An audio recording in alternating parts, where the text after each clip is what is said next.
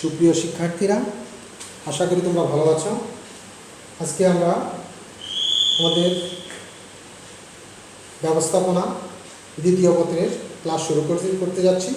আজকে ব্যবস্থাপনা দ্বিতীয় পত্র থেকে প্রথম অধ্যায় ব্যবস্থাপনার ধারণা থেকে আমরা আলোচনা করব।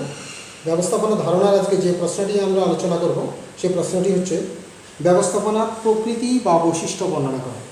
ব্যবস্থাপনার প্রকৃতি বা বৈশিষ্ট্য বর্ণনা করা। ব্যবস্থাপনার প্রকৃতি বর্ণনা করতে গেলে প্রথমেই যেই পয়েন্টটা আসে, প্রকৃতির যে প্রথম পয়েন্টটা আসে সেটা হলো 1 নম্বর পয়েন্ট হলো প্রক্রিয়া। প্রথম পয়েন্ট হলো প্রক্রিয়া।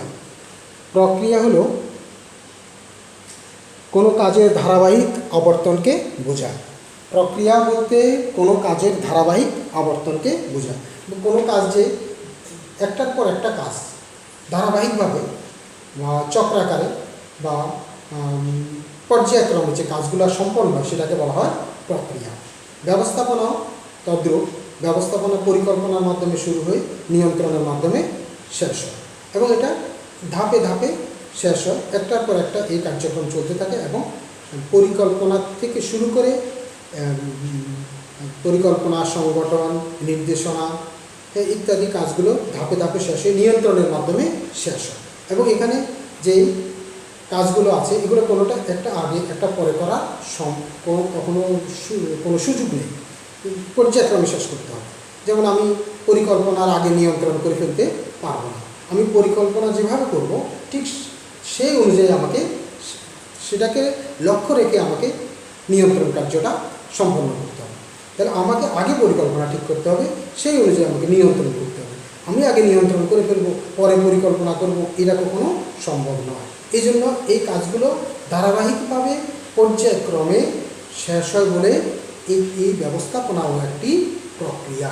এই জন্য ব্যবস্থাপনাকে বলা হয় প্রক্রিয়া। তাহলে দ্বিতীয় যে আমাদের পয়েন্টটা আসছে সেটা হলো ব্যবস্থাপনা সার্বজনীন। দ্বিতীয় পয়েন্টটা কি? ব্যবস্থাপনা সার্বজনীন। ব্যবস্থাপনা সার্বজনীন বলতে আমরা কি বুঝি? ব্যবস্থাপনা প্রত্যেক ব্যক্তি বা প্রত্যেকের কাছে ব্যবস্থাপনার গ্রহণযোগ্যতাটা হলো ব্যবস্থাপনার সার্বজনীন। কারণ সমাজের এমন কোনো ক্ষেত্র নেই যেখানে ব্যবস্থাপনার প্রয়োজন নেই। আমরা বলতে পারি ছোট প্রতিষ্ঠান থেকে শুরু করে বড় প্রতিষ্ঠান সকল ক্ষেত্রে ব্যবস্থাপনার প্রয়োজন। আচ্ছা, ছোটো ছোটো প্রতিষ্ঠান আমরা বললাম যে না, সেখানে ব্যবস্থাপনার দরকার নেই, সেখানে এত ব্যবস্থাপনা, এত নিয়ম, এত কিছু মেনে কী দরকার, এটা তো এমনিই চলতেছে, ব্যবসা প্রতিষ্ঠান চালালে চলবে। আসলে কিন্তু সেটা না। ছোট প্রতিষ্ঠানের ক্ষেত্রে হোক, বড় প্রতিষ্ঠানের ক্ষেত্রে হোক, সকল ক্ষেত্রে ব্যবস্থাপনার কাজগুলো পর্যায়ক্রমে শেষ করতে হবে। সেখানেও ব্যবস্থাপনার কাজগুলো মানতে হবে। কারণ ব্যবস্থাপনার কাজগুলো যদি সেই ক্ষেত্রে যদি ধারাবাহিকভাবে মানা না হয় তাহলে সেখানেও সফলতা অর্জন করা যাবে না। তাই ছোট বড় সকল ক্ষেত্রে, ছোট বড় সকল ধরনের প্রতিষ্ঠানের ক্ষেত্রেই ব্যবস্থাপনা প্রয়োজন। আর এই জন্য বলা হচ্ছে ব্যবস্থাপনা সার্বজনীন। এরপরে আসো আমরা 3 নম্বর যে পয়েন্টটা নিয়ে আমরা আলোচনা করব। এই 3 নম্বর পয়েন্টটা হলো ব্যবস্থাপনা একটি সামাজিক প্রক্রিয়া। ব্যবস্থাপনা একটি সামাজিক প্রক্রিয়া। আসলে ব্যবস্থাপনা সমাজে বসবাসরত মানুষ ও অন্যান্য পক্ষের প্রতি গুরুত্ব দিয়ে কার্যাবলী পরিচালনা করে বলে একে ব্যবস্থাপনার সামাজিক প্রক্রিয়া বলে। তাহলে ব্যবস্থাপনা কি? সমাজের অন্যান্য পক্ষের প্রতি, সমাজের যেই মানুষজন আসছে, সমাজের যেই উপকরণ আছে সবার প্রতি কিন্তু ব্যবস্থাপনা লক্ষ্য রাখে, ব্যবস্থাপনা নজর দেয়, সমাজের মানুষদের প্রতি মানবীয় আচরণ করে। এটা হলো ব্যবস্থাপনার একটা প্রকৃতি বা একটা বৈশিষ্ট্য। কারণ সমাজের সকলের প্রতি যদি ব্যবস্থাপনা না দেখে, ব্যবস্থাপনা যদি মানবীয় আচরণ না করে, সমাজের প্রতি যদি ব্যবস্থাপনা রুক্ষ আচরণ করে, তাহলে সেখানে কিন্তু ব্যবস্থাপনা সঠিকভাবে কার্য পরিচালনা করতে পারবে না। ব্যবস্থাপনার পক্ষে তার কাজ ঠিকভাবে পরিচালনা করা সম্ভব হবে না, কারণ সমাজকে নিয়েই তার কার্যক্রম। কারণ ব্যবস্থাপনা তার প্রতিষ্ঠানে যে পণ্য উৎপাদন করবে সেটা কোথায় বিক্রি করবে?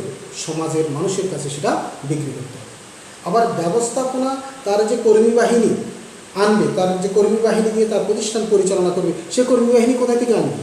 সেটাও সমাজ থেকে আনতে হবে। তাই সমাজের প্রতি ব্যবস্থাপনার একটা দায়িত্ব রয়ে গেছে, যেটাকে আমরা বলি সামাজিক দায়িত্ব। ব্যবস্থাপনার সামাজিক দায়িত্ব।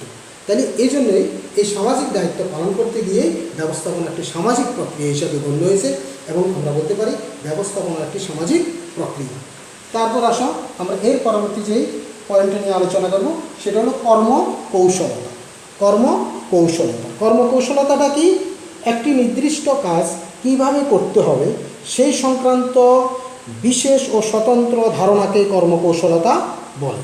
অর্থাৎ কার্য সম্পাদনে যে বিশেষ পদ্ধতি, কলাকৌশল বা যন্ত্রপাতি ব্যবহৃত হয় তা সঠিকভাবে ব্যবহার করার দক্ষতাই হলো কর্মকৌশলতা। কারণ ব্যবস্থাপককে প্রত্যেকটা ক্ষেত্রেই তার দক্ষতা রাখতে হবে। সকল ক্ষেত্রেই ব্যবস্থাপককে তার দক্ষতা সঠিকভাবে কাজে লাগানোর মাধ্যমে যদি তার কার্যক্রম পরিচালনা করতে পারে সেখানেই তার কর্মকৌশলতা এবং সেখানে ব্যবস্থাপক তার সফলতা অর্জন করতে সম্ভব হবে। তাই ব্যবস্থাপনাকে তার কর্মকৌশলতা সম্পর্কে ধারণা থাকতে হবে এবং সেই অনুযায়ী তাকে কার্যক্রম পরিচালনা করতে হবে এবং তার সফলতা অর্জন করা সম্ভব হবে। এরপরে আমরা যে পয়েন্ট নিয়ে আলোচনা করব সেটা হলো 5 নম্বর, ব্যবস্থাপনা কাজ বাস্তবায়নের সাথে সম্পৃক্ত। ব্যবস্থাপনা কাজ বাস্তবায়নের সাথে সম্পৃক্ত। কারণ আমরা জানি ব্যবস্থাপনা বলতে বুঝে অন্যের দ্বারা কাজ করিয়ে নেওয়ার কৌশলই হলো ব্যবস্থাপনা, বা অন্যকে দিয়ে কাজ করিয়ে নেওয়ার কৌশলই হলো ব্যবস্থাপনা। তাহলে ব্যবস্থাপনা কিন্তু অন্যকে দিয়ে কাজ করিয়ে নিতে হলে কি ব্যবস্থাপক কি বসে থাকতে হবে? বা ব্যবস্থাপক কি বসে থাকলে কাজ করবে অন্যরা? কখনো না। কিন্তু ব্যবস্থাপককেও সেখানে কাজ করতে হবে, কারণ তার কাজ করার সাথে সাথে অন্যরাও অনুপ্রাণিত এবং উদ্বুদ্ধ হয়ে তারাও কাজ করবে এবং তারা ব্যবস্থাপকের দ্বিগুণ কাজ করবে, তারাও মনে প্রাণে আরও বেশি পরিমাণে কাজ করবে। তাহলে ব্যবস্থাপককে কী করতে হবে? ব্যবস্থাপনা কাজ বাস্তবায়নের সাথে সম্পৃক্ত। তাহলে ব্যবস্থাপনা তার যে লক্ষ্য অর্জন, তার যে কাজ, সেটা যদি বাস্তবায়ন করতে হয় তাকে কী করতে হবে? অন্যকে দিয়ে সেটা বাস্তবায়ন করতে হবে, কারণ তার একার পক্ষে সব কাজ করা সম্ভব নয়। তাহলে সেখানে কি তাকে সে কাজ ভাগ করে দিতে হবে, কে কী কাজ করবে এবং সেই অনুযায়ী যখন কাজ সবাইকে ঠিক করে দেবে তখন সে কিন্তু কি কেউ আর কাজে ফাঁকি দিতে পারবে না। কার কী কাজ সে আগেই সেটা নির্ধারণ করে দেওয়া হয়েছে এবং সেই অনুযায়ী সে কাজ করতে বাধ্য থাকবে এবং সেই অনুযায়ী সে কাজ করেও ফেলবে। এবং এতে করে কি হবে? ব্যবস্থাপকের উপর কাজের চাপ কি কমে যাবে, কিন্তু অন্যরা সেই কাজটা মাথায় নিয়ে নেবে এবং তারা বেশি পরিমাণে কাজ করে প্রতিষ্ঠানকে সফলতার দিকে এগিয়ে নিয়ে যাবে। আর সেখানে কৃতিত্বতা কার থাকবে? ব্যবস্থাপক। কারণ একজন ব্যবস্থাপক যত দক্ষতার সাথে কাজ করিয়ে নিতে পারবে তার কর্মী বাহিনী দিয়ে তাহলে তার প্রতিষ্ঠান তত ভালোভাবে পরিচালিত হবে এবং সে তত সফলতা অর্জন করতে পারবে। এই জন্য বলা হচ্ছে ব্যবস্থাপনার প্রধান বৈশিষ্ট্য বা ব্যবস্থাপনার একটি বৈশিষ্ট্য কি? অন্যকে দিয়ে কাজ করিয়ে নেওয়ার ক্ষমতা। তারপর এরপরে আসো আমরা যে পয়েন্ট নিয়ে আলোচনা করব 6 পেশা। পেশা বলতে আমরা কি বুঝি? পেশা হলো নির্ধারিত বিষয়ে প্রাতিষ্ঠানিক শিক্ষা লাভের পর পেশাজীবী সংগঠন হতে সদস্য সার্টিফিকেট সংগ্রহ করে স্বাধীনভাবে আয় করার কার্যকে পেশা বলে। তাহলে ব্যবস্থাপনা কিন্তু সার্টিফিকেট, ব্যবস্থাপনা সংগঠন থেকে সার্টিফিকেট বা ব্যবস্থাপনা সমিতি থেকে সার্টিফিকেট প্রদান করা হয় এবং ব্যবস্থাপনাও একটি পেশা হিসাবে স্বীকৃত। কিন্তু আমাদের দেশে এখনও সেটা পেশা হিসাবে স্বীকৃত নয়। কিন্তু আমাদের দেশেও ব্যবস্থাপনার উপর উচ্চতর ডিগ্রি প্রদান করা হচ্ছে, কিন্তু ব্যবস্থাপনার কোনো সংঘ বা সমিতি এখন আমাদের দেশে গড়ে উঠে নেই যেখান থেকে সার্টিফিকেট প্রদান করা হয়। কিন্তু আমাদের দেশেও অনেকেই ব্যবস্থাপনার উপর উচ্চতর জ্ঞান লাভ করে বিভিন্ন ক্ষেত্রে ব্যবস্থাপনার উপর পরামর্শ প্রদান করে তারা জীবিকা অর্জন করতেছে বা তারা আয় উপার্জন তারা করতেছে। এই জন্য বলা যায় ব্যবস্থাপনা পেশা। আমাদের দেশের ক্ষেত্রে ব্যবস্থাপনা এখনও পেশা হিসাবে স্বীকৃতি না হলেও ব্যবস্থাপনা একটি পেশা হিসাবে এখনও অনেকে কাজ করছে বা ব্যবস্থাপনা দ্বারা তারা বিভিন্ন পরামর্শ প্রদানের মাধ্যমে আয় করতে পারছে। এই জন্য ব্যবস্থাপনাকে আমরা পেশা হিসাবে গণ্য করতে পারি। এরপরে আমরা যেই পয়েন্টটা নিয়ে আলোচনা করব সেটা হলো 7 বিজ্ঞান ও কলা। ব্যবস্থাপনা, বিজ্ঞান ও কলা। আমরা বিজ্ঞান বলতে কি বুঝি? আমরা বিজ্ঞান বলতে বুঝি বিজ্ঞান হলো একটি সুসংগঠিত জ্ঞান। বিজ্ঞান হলো একটি সুসংগঠিত জ্ঞান বিভিন্ন পরীক্ষা নিরীক্ষা ও সূত্রের সাহায্যে প্রতিষ্ঠিত এবং সাধারণভাবে প্রযোজ্য। ব্যবস্থাপনা ও কতিপয় নির্দিষ্ট সূত্রে বা নিয়ম নীতির উপর প্রতিষ্ঠিত, যা প্রতিষ্ঠানের লক্ষ্য অর্জনের গুরুত্বপূর্ণ ভূমিকা পালন করছে এবং ব্যবস্থাপনাকে সকলের নিকট গ্রহণযোগ্য করে তুলছে। এই সকল দিক বিবেচনা করে ব্যবস্থাপনা বিজ্ঞান বলে অভিহিত করা যায়। তাহলে ব্যবস্থাপনারও কিছু নীতি, কিছু সূত্র আছে যা প্রয়োগ করে ব্যবস্থাপনা ব্যবস্থাপনার দ্বারা প্রতিষ্ঠানের উদ্দেশ্য অর্জন সফল হচ্ছে। এই জন্য আমরা বলতে পারি ব্যবস্থাপনাও একটা বিজ্ঞান। আবার আমরা কলা বলতে কি বুঝি? কোনো কার্য সম্পাদনের বা সুনির্দিষ্ট লক্ষ্য অর্জনের বিশেষ প্রক্রিয়া বা কৌশলকে কলা বলে। তাহলে কোনো নির্দিষ্ট লক্ষ্য অর্জনের জন্য যে বিশেষ প্রক্রিয়া বা কৌশল প্রয়োগ করা হয় সেটা হলো কলা। তাহলে আমরা বলতে পারি ব্যবস্থাপনা হলো অন্যের দ্বারা কাজ আদায়ের বিশেষ প্রক্রিয়া বা কৌশল।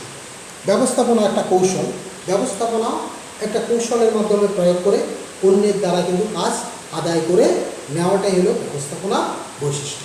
তাহলে এই দিক থেকে আমরা বলতে পারি ব্যবস্থাপনাও একটা কলা, কারণ সেখানেও কৌশলের মাধ্যমে কাজ আদায় করতে হয়। আর কৌশল যখন আসে সেখানে আমরা ব্যবস্থাপনাতে কলা বলতে পারি। তাহলে ব্যবস্থাপনা বিজ্ঞান ও কলা, এই জন্য আমরা বলতে পারি ব্যবস্থাপনা বিজ্ঞান ও কলার সংমিশ্রণ। ব্যবস্থাপনাকে শুধু বিজ্ঞান বলা যাবে না, আবার ব্যবস্থাপনা শুধু কলাও নয়। ব্যবস্থাপনা কলা এবং বিজ্ঞানের সংমিশ্রণ, এই জন্য বলা হয় ব্যবস্থাপনা কলা ও বিজ্ঞান। এরপর আমরা যে পয়েন্ট নিয়ে আলোচনা করব সেই পয়েন্টটা হলো 8 নম্বর পয়েন্ট, অর্থনৈতিক সম্পদ। আর অর্থনৈতিক সম্পদটা কি?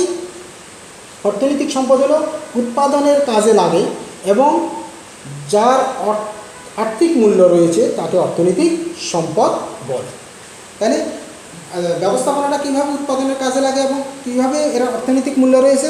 কারণ আমরা জানি ব্যবসা সংগঠনের যত উপায় উপকরণ আছে, যেমন ভূমি, শ্রম, মূলধন। ভূমি, শ্রম, মূলধন দিলে কি ব্যবসা প্রতিষ্ঠান পরিচালিত হবে? ভূমি, শ্রম, মূলধন এটা আমি বসাই দিলাম, একটা ঘর করে দিলাম, একটা কারখানা আনলাম, তারপর সেখানে কি কিছু মূলধন দিলাম, তারপর কিছু শ্রমিক নিয়ে আসলাম, কাজ কি শুরু হবে? প্রতিষ্ঠান কি সফলতা অর্জন করবে? কেন করবে না? কারণ সেখানে ব্যবস্থাপনা দরকার। এই জিনিসগুলোকে সঠিকভাবে ব্যবহার করার জন্য দরকার ব্যবস্থাপনা। একজন ব্যবস্থাপক এসেই এই জিনিসগুলো, এই উপাদানগুলোকে যথাযথভাবে ব্যবহার করে সেখান থেকে কি একটা ফলপ্রসূ দিক সেখান থেকে বের করা যাবে, সেখান থেকে একটা ফল আনা সম্ভব হবে, সেখান থেকে একটা রেজাল্ট বের করা সম্ভব হবে। তার দ্বারা ব্যবস্থাপনার দ্বারা। এই জন্য বলা হচ্ছে যে ব্যবস্থাপনা একটি অর্থনৈতিক সম্পদ। কারণ ব্যবস্থাপনা ছাড়া বাকি অর্থনৈতিক সম্পদগুলো কিন্তু অকেজ, সেগুলো কোনো কাজ করতে পারবে না, নিজেরা কোনো কাজ করতে পারবে না, সেগুলোকে কাজে লাগানোর জন্য হলো ব্যবস্থাপনা। তাহলে এই জন্য বলা হচ্ছে ব্যবস্থাপনা একটি অর্থনৈতিক সম্পদ। তারপর যে পয়েন্টটা আমরা আলোচনা করব, সিদ্ধান্ত গ্রহণের খেলা।